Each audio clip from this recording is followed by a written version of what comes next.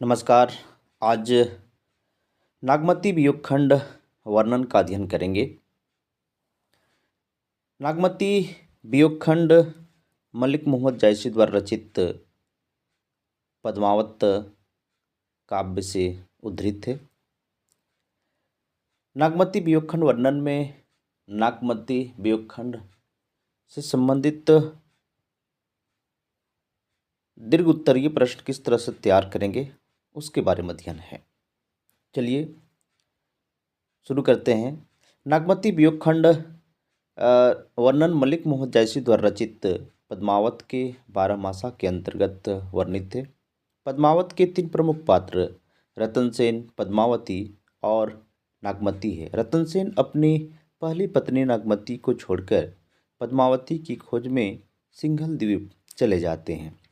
रतन सेन को वापस लौटने पर 1 वर्ष लग जाते हैं और इस अवधि में नागमती जो विरह वेदना झेलती है उसी का चित्रण नागमती वियोग खंड में किया गया है।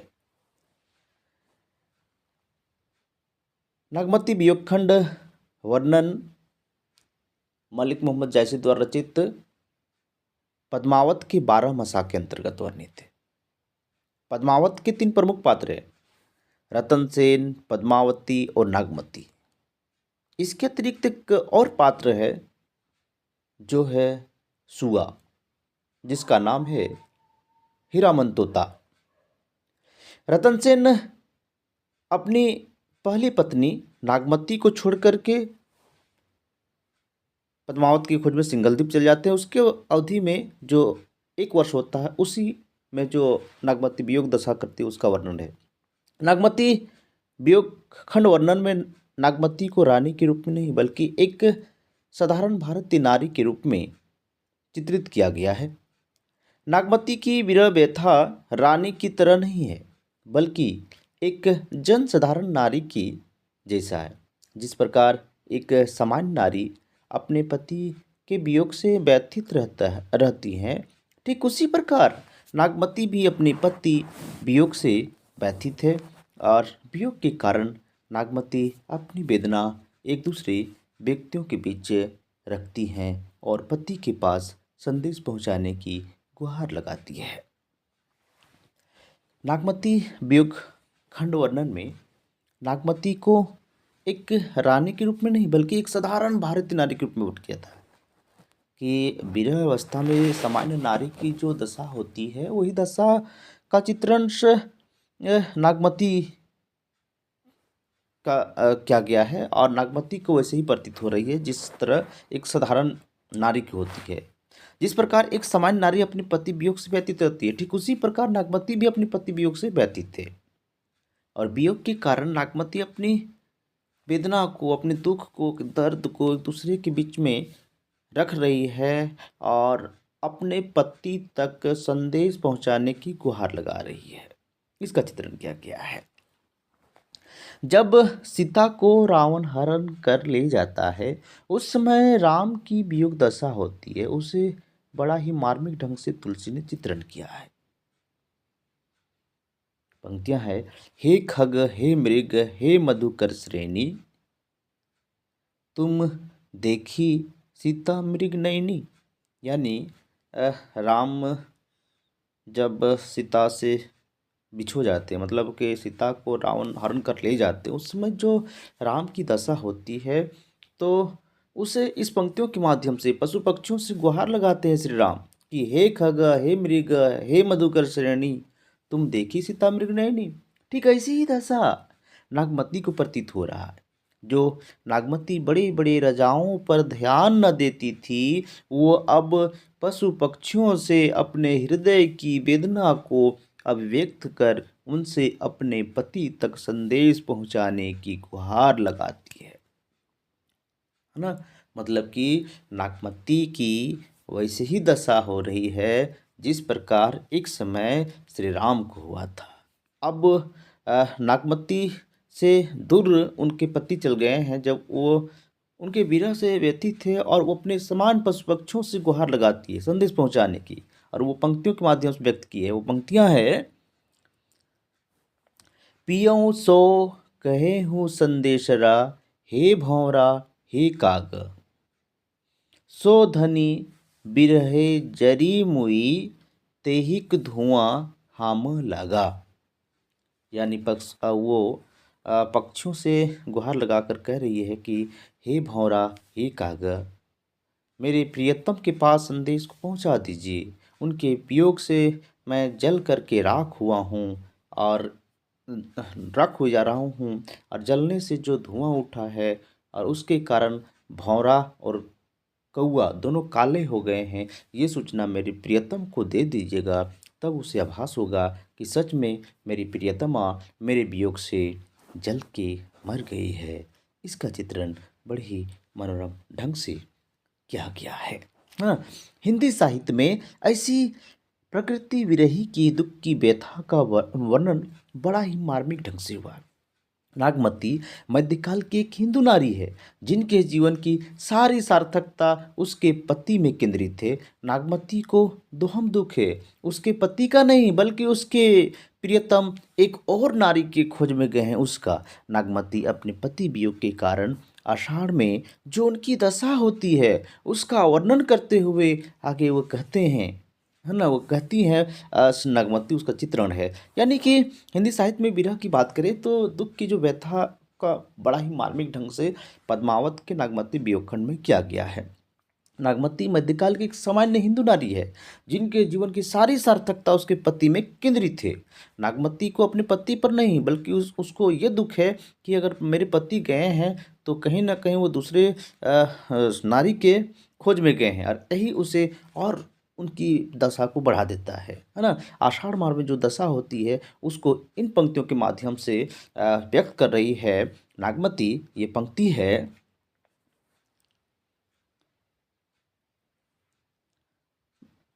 पुष्य नखत सिर ऊपर आवा, हों बिनु ना मंदिर को छावा। यानी कि आषाढ़ माह आ गया है और चारों तरफ बारिश हो रही है, उस आ गया और मेरे मंदिर को कौन छाएगा, तो उसका चित्रण इन पंक्तियों के माध्यम से किया गया है ना। यानी कि जानते हैं कि तो नागमती की विरह व्यथा और सुलगता जा रहा है। सावन भादों के महीना में चारों ओर घनघोर वर्षा हो रही है। ऐसे में अपने प्रियतम की विरह उसे और व्याकुल कर रही है। वह कहती हैं कि थल जल भरे अपूर सब, धरती गगन मिली एक, धनी जोबन आवगाह मह, दे बुड़त पियूटे। कि भादों की महीना है, चारों तरफ पृथ्वी जो है जल से लबालब भरा हुआ है और ऐसा प्रतीत हो रहा है मानो धरती और आकाश दोनों मिलकर एक हो गए हैं। ऐसे में देख करके मेरी जो यौवन है वो और उफान मार रहा है। तो ऐसी परिस्थिति से हे प्रियतम आकर के ये जो मेरी दशा है उसको शांत करें। यह अपने प्रियतम से गुहार कर रही है नागमती कि चारों तरफ वर्षा से भर गया है, धरती और आकाश मिलकर एक हो गया है। ऐसी स्थिति में आए और मेरी विरहदशा को शांत करें, यह विनती कर रही है नागमती, है ना। अब तो इस तरह से ये चित्रण नागमती वियोगखंड में बड़ी ही मार्मिक ढंग से किया गया है ना। तो जल थल भरे अपुर सब, धरती गगन मिली एक, धनी जोबन अवगाह म, दे बुड़त पिहू टेक, है ना। अब बात करते हैं, समझ में आ गया आप लोग को। नागमती वियोग खंड वर्णन में गृहस्थ जीवन का अद्भुत मार्मिक चित्रण मिलता है। नागमती यह अच्छी तरह समझती है कि मध्यकाल में पुरुष या स्त्री से उस सात्विकता की अपेक्षा नहीं की जा सकती। नागमती अपने पति के दायित्वहीनता के बावजूद भी अपने पति प्रेम के प्रति पूरी तरह दृढ़ है। उसकी अंतिम इच्छा यही है कि यदि प्रियतम से मिलन ना हो तो कम से कम इतना अवश्य हो जाए कि विरह रूपी आग के जलने के बाद पवन मेरी राख को उड़ाकर उसे रास्ते पर बिछा दे, जहाँ से मेरे प्रियतम आने वाले हैं। यानी नागमती वियोगखंड वर्णन में नागमती अपने गृहस्थ जीवन की अद्भुत मार्मिकता का चित्र मिलता है। नागमती अच्छी तरह समझती है कि मध्यकाल में पुरुष और स्त्री उस सात्विकता की अपेक्षा नहीं करती जो उसे चाहिए। नागमती अपने पति के दायित्वहीनता के बावजूद भी वो पूरी तरह से उसके प्रति प्रेम में दृढ़ है। उनकी अंतिम इच्छा यही होती है, यदि प्रियतम से मिलन ना हो, यानी कि उसके विरह से मैं व्यथित हूँ, अगर उससे ना मिलन हो तो अगर हम उसके विरह रूपी आग से जल करके अगर राख हो जाए तो उस राख को पवन से आग्रह करती है कि उसे उड़ा करके ले जाए और उस रास्ते पर बिछा दे जिस रास्ते पर मेरे प्रियतम आने वाले हैं। यह विनती करती है पवन से नागमती, है ना। समझ में आ रहा है। और ये पंक्तियों के माध्यम से इस तरह व्यक्त किया है। और ये पंक्ति है कि यत तन जारो छार के कहो कि पवन उड़ाओ, मकू तेही मार्ग उड़ी परे कंत धरे जहाँ पाऊँ। मतलब कि नागमती कह रही है कि अब प्रियतम के वियोग के कारण मेरा शरीर जल करके राख हो गया है। हे पवन देव, जो मेरे शरीर के जलने के बाद जो राख हो गया है उस राख को उड़ा करके मेरे प्रियतम जिस रास्ते पर आएंगे वहाँ पर रख दो, जिससे उसे महसूस हो कि सचमुच में मेरे वियोग में वो मर करके राख हो गई है ना। अब नागमती वियोग खंड वर्णन में ऊहात्मकता को दिखाया गया है। ऊहात्मकता का अर्थ है कि विरह का ऐसा वर्णन जो असामान्य होने के साथ साथ कहीं कहीं कुरुचिपूर्ण होने लगे। ऐसे वर्णनों में भी नागमती की विरह बेता सुनकर हृदय द्रवित हो उठता है, लेकिन हंसी नहीं आती, है ना। तो यह है पंक्ति कि दही कोयला भय कंस नेहा, तोला मासु रही नहीं दिया, रकत न रहा बिरह तन गरा, रति रति हुई ने नहीं डरा। नागमती विवर्णन में ऊहात्मकता को दिखाया गया है। ऊहात्मकता का अर्थ है कि विरह का ऐसा वर्णन जो असामान्य होने के साथ साथ कहीं कहीं कुरुचिपूर्ण होने लगे। ऐसे वर्णनों में भी नागमती विरह बेता सुन करके द्रवित हो उठता है, लेकिन हंसी नहीं। तो मतलब कि ऐसा लगता है हमारे को उसको मतलब कि हंसने लायक है, लेकिन वहाँ वो हंसने की बजाय उसको सुन करके हृदय द्रवित हो उठता है। कि दही कोयला भई कंस नेहा, तोला मासू, मतलब कि अपने प्रियतम से इतना प्रेम है कि उसके वियोग से मेरा शरीर जो है कोयला हो गया है और शरीर में जो है तोला भर भी मांस नहीं रहा। रकत दिन भर मतलब बह रहा है रोते रोते, और इस तरह की दशा हो गई है ना। तो नागमती वियोग वर्णन में पूरे 12 महीने की विरह वेदना को प्रकट की है। वह इन 12 महीना में किस तरह से अपने प्रियतम वियोग से व्याकुल परेशान बेचैन रही, उसका चित्रण बड़े ही मार्मिक ढंग से प्रस्तुत किया गया है इसमें, है ना। उससे 12 मासा के आखिरी जेठ महीने का तपती गर्मी को सहन करना मुश्किल हो रहा है। ऐसा प्रतीत हो रहा है मानो गर्मी आग के समान तप्त है। ऐसे में वह अपनी वेदना को व्यक्त करते हुए कहती हैं कि जेठ जरे जग चले लुआरा, उठही बवंडर परही अंगारा, बिरह गाजी हनुमंत होई जागा, लंका दाह करे तनु लागा। नागमती वियोग खंड वर्णन में पूरे 12 महीने की नागमती की विरह दशा का चित्रण किया गया है। नागमती इन 12 महीना में किस तरह से अपने पति वियोग से व्याकुल परेशान बेचैन रहती है, उसका चित्रण बड़े ही मार्मिक ढंग से प्रस्तुत किया गया है। 12 मासा के अंतिम माह जेठ है और जेठ के महीने में गर्मी को सहन करना मुश्किल हो रहा है। पूरा धरती तप्त हो गया है।